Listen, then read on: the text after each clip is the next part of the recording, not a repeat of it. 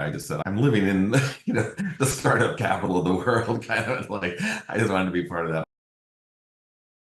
I had some really good opportunities working with like a startup called Verbango over in Berkeley that was founded by the co-founder of Pandora Media.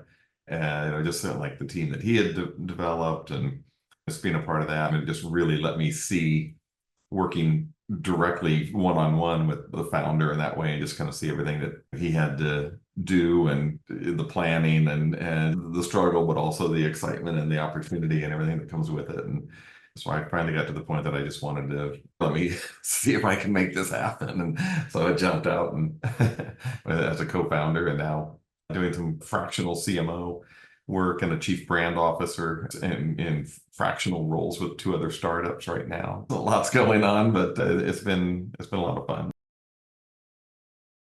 I was early team member at some early stage startups in the past, but this time to be in the founder suite and have literally my own money on the table as an investor myself, but to just then look at everything that we needed to do, not only what we needed to do immediately, but where are we trying to go? What's the vision that we have? Everything we needed to always adjust things that we were doing to make sure that we were on track. Doing that as a founder, I really did feel the responsibility of keeping everything moving and in that direction. It was a good burden to have. There's the satisfaction that comes from doing something and really seeing it take shape and begin to evolve. You can actually see the progress and you feel like I'm doing something here. And there was a real sense of pride that came with that. There was also the challenges or just learning things like, oh, we have to raise capital. What's our plan for turning early team members that are working for equity? How do we transition them into salaried employees? I was kind of serving as the chief marketing officer and also the COO of that. So I was talking to service providers for things like payroll and benefits and things as we were starting to put those plans together for ultimately where we would be once we were ready to hire employees. And so just going through that whole process and just really understanding there's a lot to do. The checklist is pretty long of this kind of things and just what takes priority at what time, that amount of juggling. But it was very fulfilling. I literally got up every morning and was excited to be working on things that we were doing. We just really had the team of people that truly believed in what we were doing. I've spoken to every one of them. I still do regularly, and they're all very proud of the work that we did and have zero regrets for doing any of what we did. And so I feel very good about that as a boss to have people walking away and thinking that that was a very fulfilling amount of time for them. As founders, the first thing is, who do we need? It's for so many companies, the focus is just engineering. We need someone to build out what we're doing. We contracted out with engineers and we did overseas teams, but the fact that we outsourced that, it was really good that we didn't need as much investor dollars to just go into only engineering. Same with having our team come in initially for just equity only. We were clear that with this investor money that we were raising was going all into the platform to build it and develop it, to launch it, get no marketing spend in the beginning, but that ultimately would have come about where we needed to do that. But to bring together that first team, one of the challenges as a founder is you tend to ask people in your network. There's good and bad to that. You run the risk of surrounding yourself with people who think and look like you, and you miss out on the diversity that can come in with a founding team. We were really fortunate between myself and my founder and our CTO, who we brought on early. We had great networks that were really diverse. I'm a longtime openly gay founder, and I had a great network of people from LGBTQ community and other diverse ones that were kind of covered in diversity and equity. We were just very fortunate to have the people within our network that could help to connect us with those kind of people. And it was top of mind for me. And I know that was beneficial to us to do that. It worked very well together and brought in very unique perspectives and backgrounds and experience. One of the things I learned at LiveSpace as an entrepreneur is at some point you get ideas and kind of the dreaming of it, and like, oh, I'd love to do this. And at some point, you kind of got to pull the trigger, right? You need to like figure out like what do we actually do? How can I actually now make this happen? I learned even while doing this at LiveSpace that you can do things often more quickly than you think you might be able to. What early investors are looking for in a minimum viable product may be, very different than what you think. I think in the very early stages, we were making it harder than it needed to be.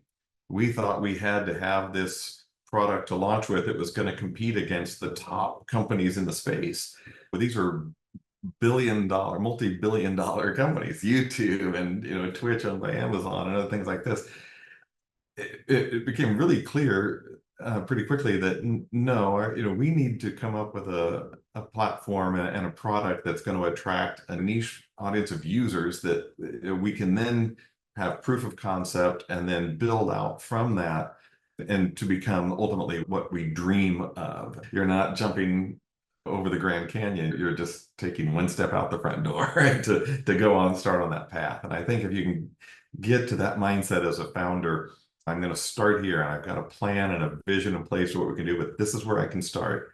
And if I can get my first 10, 100 users, 1,000 users, and just find that niche that's going to like it, we can then continue to develop this and build on it. And I can then bring in my ideas and my dreams of what this can be. But we just need to start somewhere. And I learned that much more clearly as a co-founder at LiveSpace than I did even when I was in the first 10 employees at other startup companies, coming in from that founder's chair to really see what that took was crucial.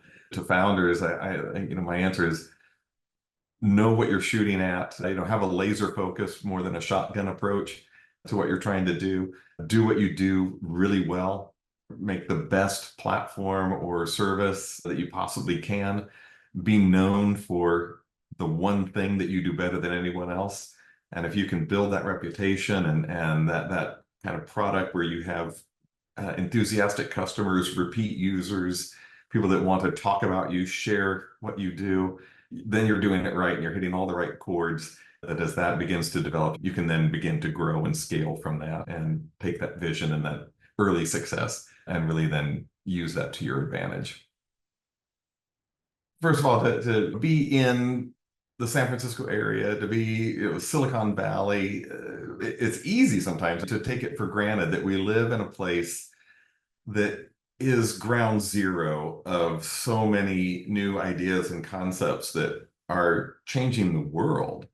And I go out to a lot of networking events every week, and I'm meeting people all the time, and I'm just always amazed at the caliber of people that I talk to. And you're just surrounded by this, and it's easy to kind of think, oh, this is just how the world is. But here we're in this place that there's nothing like the Bay Area in the world. I'm more excited to do things in that now, or to help existing companies, whether they're early stage or further along, to what can we do to now actually put our plan into action and make something happen. And to be a part of that, to me, is just what I wake up every morning and want to do. I've been that way a lot in my career. I didn't always know that, but as I've gotten further along and more experience, to just know that I want to be where I thrive personally is with a company that I know I can be helping to get us to the next level and to plan this and have measurable milestones that we want to hit. And to me, to come in with both the vision and the creative side, I'm very focused on both of those, right brain, left brain, of how do we pair those two together, and that's really my expertise as with marketing and brand strategy and communications, is that weaving together user experience, user interface, look and feel, voice of a brand with the technical side of, what does this do? How does it operate? How do we attract customers? Bringing those two together. I look at LiveSpace and my past experience, none of it as failure. It's been learning and growing and a lot of success along the way. And I focus on what we did successfully, knowing and appreciating where we could have done better, but really beginning to believe that I can do this and I can help people do this as a consultant or as a co-founder or even just as an advisor, to come in and work with people and to show that I've got scars and tough feet of being having my feet on the ground and in that space. That's the real value that I bring now that I didn't have just 4 or 5 years ago. Now I've actually been in the founder's chair, and I'm a better marketer, communicator, brand strategist than I've been at any point in my career. And I just can't wait to continue to meet more people that are looking for new ideas or for help with their ideas, whether that's a startup or an established company that really wants to bring in fresh thinking and find new ways to do what they do. That's where I excel, and that's what I'm always looking to be a part of.